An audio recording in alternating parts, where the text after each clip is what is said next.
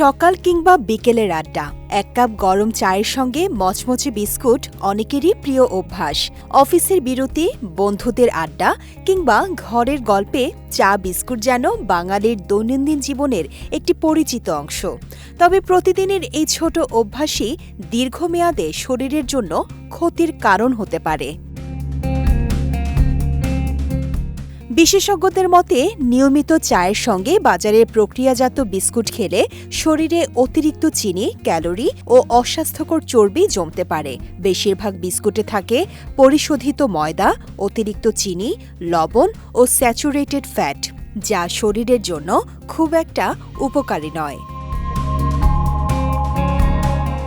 নিয়মিত চা বিস্কুট খাওয়ার অভ্যাসে দ্রুত ওজন বাড়তে পারে। বিস্কুটে থাকা উচ্চমাত্রার কার্বোহাইড্রেট ও চিনি রক্তে গ্লুকোজের মাত্রা দ্রুত বাড়িয়ে দেয়। দীর্ঘদিন এমন অভ্যাস থাকলে টাইপ 2 ডায়াবেটিসের ঝুঁকি বাড়তে পারে।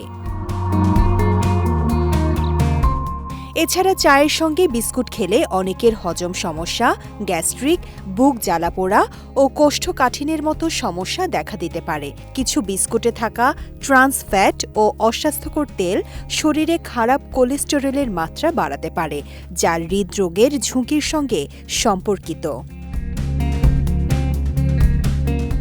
চা নিজে ক্ষতিকর নয়, তবে অতিরিক্ত চিনি ও প্রক্রিয়াজাত খাবারের সঙ্গে নিয়মিত গ্রহণই সমস্যার কারণ হয়ে দাঁড়ায়।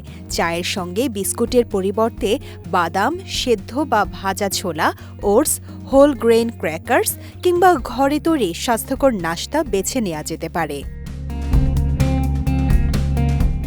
সুস্থ থাকতে প্রিয় অভ্যাস পুরোপুরি বাদ দিতে হবে এমন নয়, তবে পরিমাণ ও খাবারের ধরন সম্পর্কে সচেতন হওয়া জরুরি।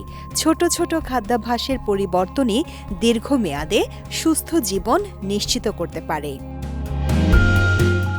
বিজয় টিভি নিউজ ডেস্ক।